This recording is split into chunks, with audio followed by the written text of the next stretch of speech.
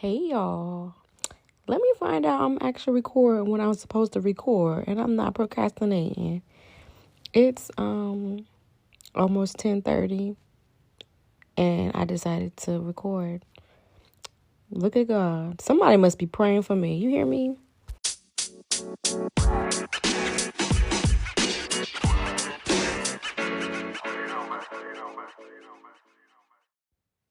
So, I was actually just listening to a song called OMG or Oh My God from Tasha Cobbs. It was live at the Ryman and it is so good.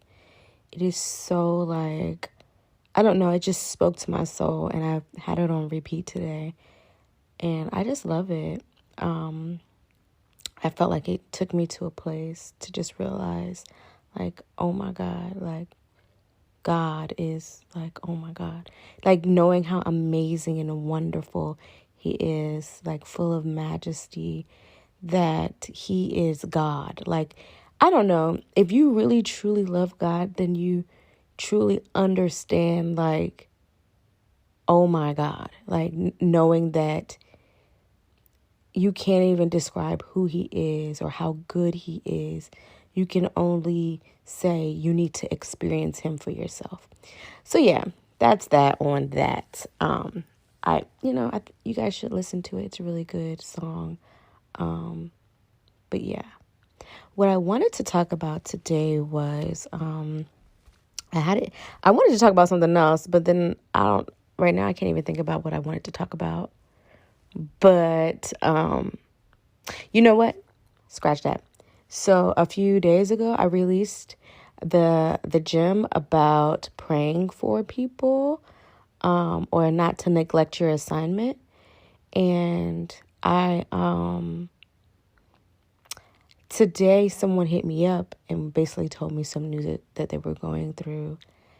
And it just confirmed what I released the other day, that it's so important that when God places someone in your heart, that you just immediately start praying for them. And so the person that hit me up, they are not saved. They know God, but I'm pretty sure, I know that something happened to them years ago, that caused them to not believe or trust God. And, I don't know, the person was on my heart and I decided to pray for them a few weeks ago, but not now, knowing that something was going on with them. It just confirms to me that although this person is out of faith or out of touch with the Lord, that God still loves them. And so, yeah, I don't know. It just reminded me that, it's so important to continue to, there's two types of Christians. Some that say that you shouldn't have any unsaved friends, that you shouldn't talk to unsaved people. And then some that would be like, well, Jesus was with the sinners. And so I believe there's a middle ground. You don't have to be hanging out with everyone for them to influence you. But at the same time, you need to recognize that you are an influencer and that it's your job to impact your peers, impact the marketplace, impact your work, your work environment. And so how do you do that? How are you able to impact your peers or impact the sinners or the unsaved people if you yourself are not hanging out with them, or you're not talking to them, or you feel like you're too good to talk to them? And so I'm not saying to be up in the clubs and the lounges with them. I'm saying that you may be the only Bible that they have access to. And so, yeah,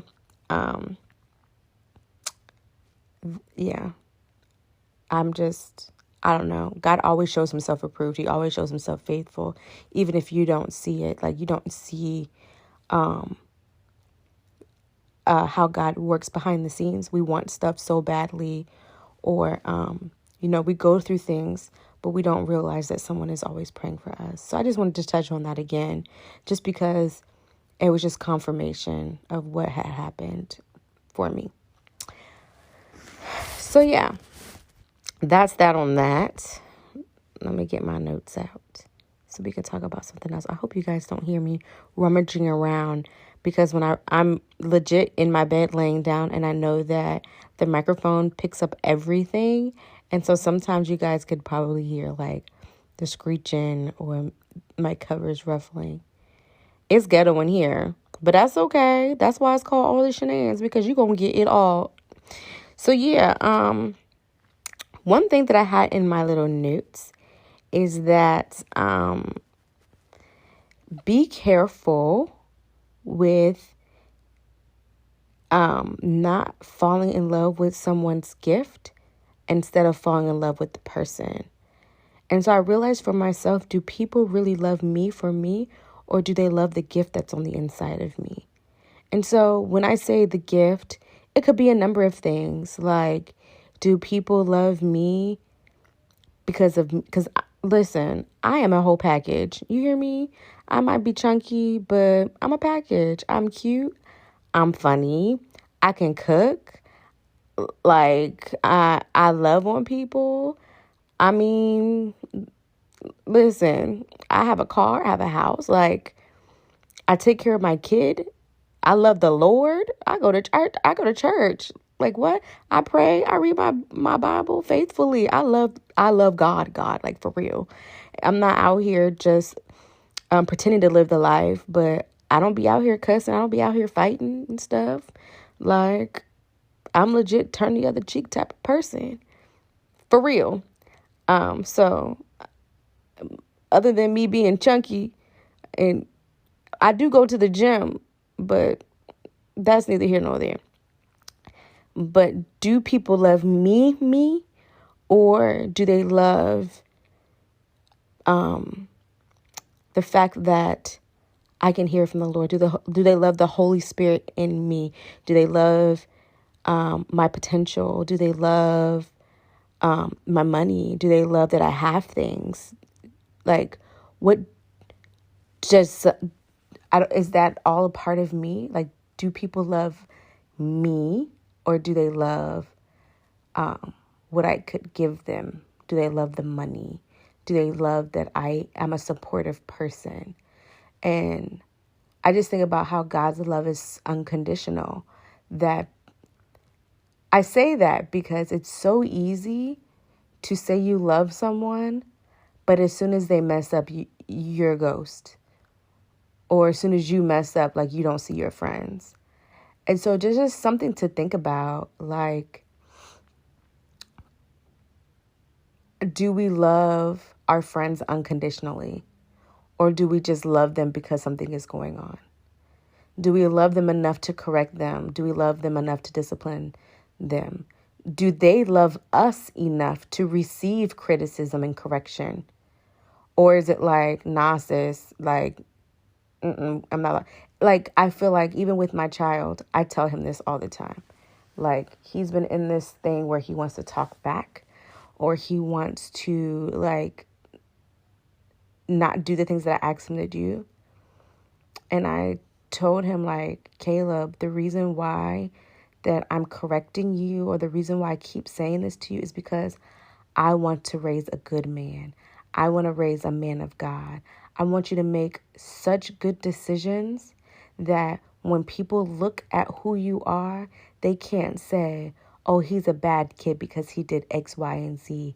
They're going to say, oh, Caleb? Oh, nah, he ain't do that because his mama raised him right. Oh, he didn't do that because he loves the Lord. Like, the decisions that you make should be to where someone knows who you are based on something they did not see you do.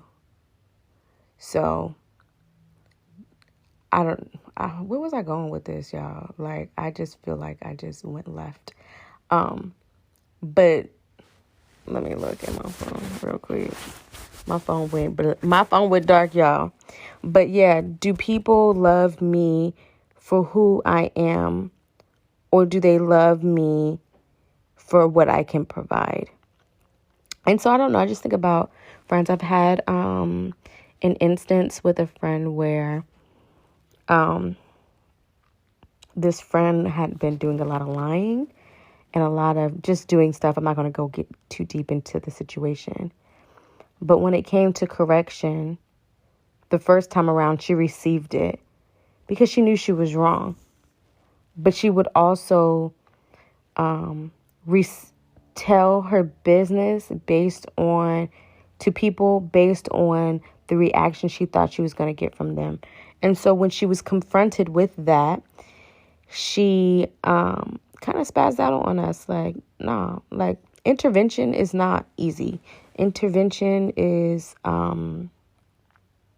don't know. I suppose that the person can really think that you're ganging up on them. But we love you enough to correct you. Do you love us enough to receive the correction and know that we're not trying to hurt you? And so, I don't know. And of course, at that point in time, she didn't see it. We recognize that even though the friendship, it may be different now, that she still loves me and I still love her, but it's just different now. And that was maturity at the same time. And so, yeah, I just think about that also. Oh, this is the reason why I brought it up. And I think it's because when I'm dating, do I date based on the potential of what the guy can bring? Or do I date them based on what they already have? And so I know for myself, I know I sabotage myself, that I am picky, that when it comes to certain things, I'll be like, oh, I can work with that, knowing good and well I shouldn't. Or I just see the smallest thing wrong with someone when it's not even that serious. And so, I don't know, y'all. I be tripping. I know I be tripping. I'm going to say I was tripping. But y'all be tripping too, shoot.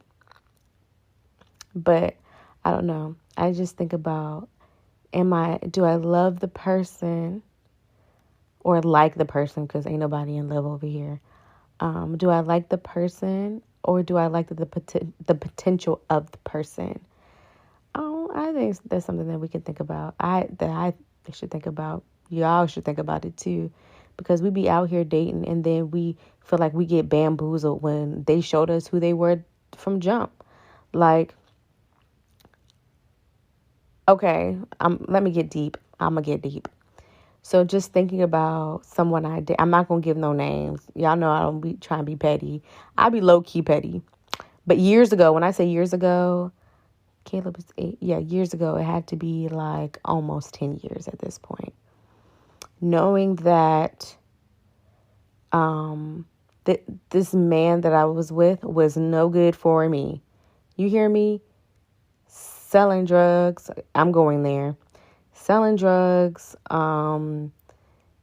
cheating, drinking.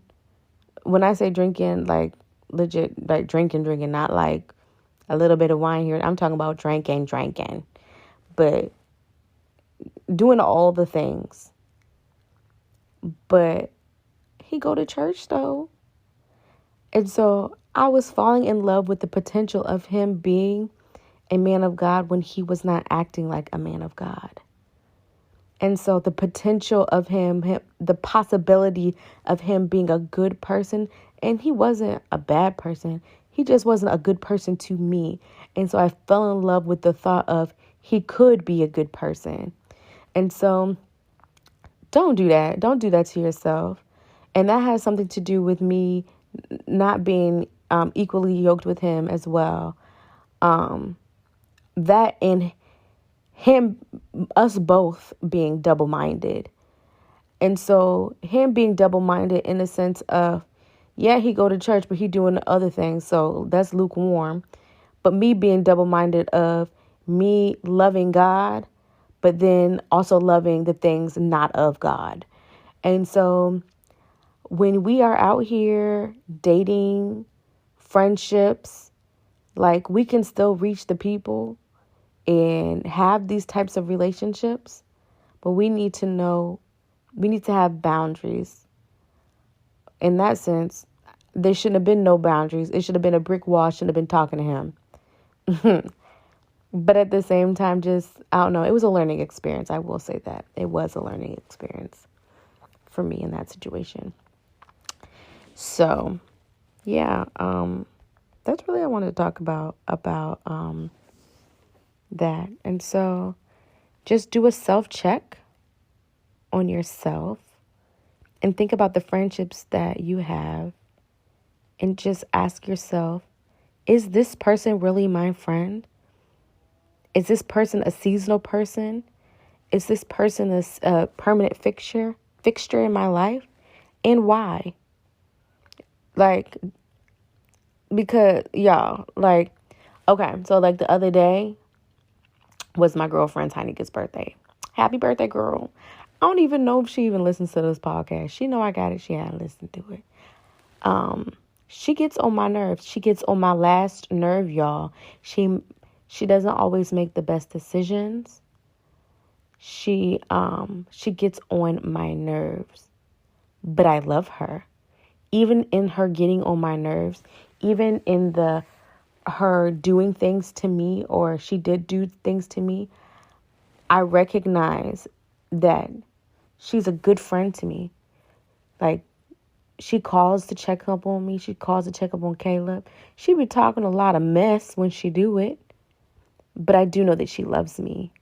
And so our friendship wasn't always like that. It had to grow to be that. Over time, just realizing who she was and us learning each other. Like, I know that she loves me because she'll randomly text me and say, I love you. And she's not asking me for something. And so just do a self-check on your friendships. Like, you know, the friends that text you and check up on you when you're not posting on social media. The friends that are there for you and pray for you, even if you do not say that you need help, that you need prayer. I received the text from one of my best friends from high school, and she was like, girl, what's wrong? And immediately I was like, okay, God, you out here telling my business. But I was thankful that God was telling my business in this situation. But she just called to check on me, to make sure I was good, to pray for me, to encourage me.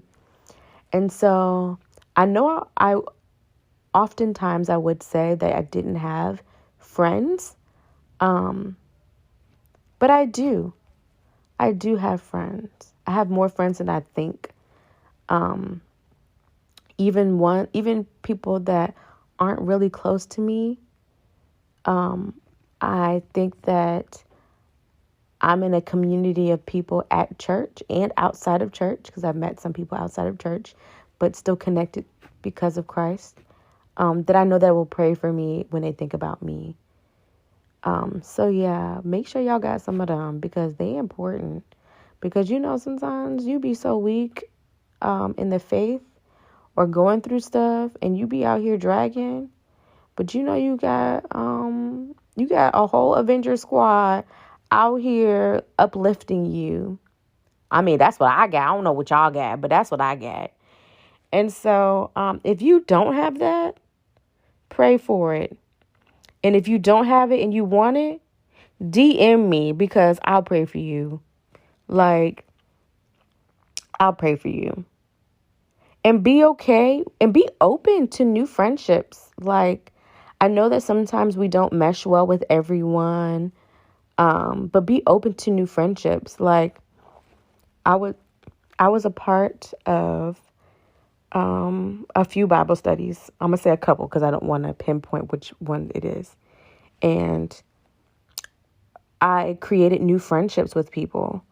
Like, one Bible study, she has a son who is, one of the ladies has a son who is Caleb's age. I want to say he's a year younger or maybe a year older than Caleb, around the same age. And she low-key a little mean, but I love it because she hard. Like, she don't be playing no games. Like, I just love it. But I know she be praying for me. I know she got me. She might not say it, but I know she do. And then I'm a part of another Bible study that she just had a baby. And I love her dearly. Like, I've gotten to know her, and I feel like she's going to be a good friend to me. And her son is a few years older than Caleb. But me being there for her as well, praying for her when I think about her, helping her, she just had a baby. Let me go over there and hold the baby so she could take a nap. And so just being open to new friendships and not being closed off or thinking the worst about people. Because do not forget, you yourself, you are not perfect. You may not be the best friend. And if you find yourself having the same issue with people, it may not be the people, bruh. It may just be you. And so if I'm around 10 people and about 7, 8 of them people say I'm mean, maybe I'm just mean and not just telling the truth. Maybe I need to do some adjustments or reevaluate who I am. That's a whole nother topic for another day. But I just want to talk to y'all real quick on not falling in love with the person's potential. So yeah, that's it, y'all. I'll probably check in later on the week. Oh.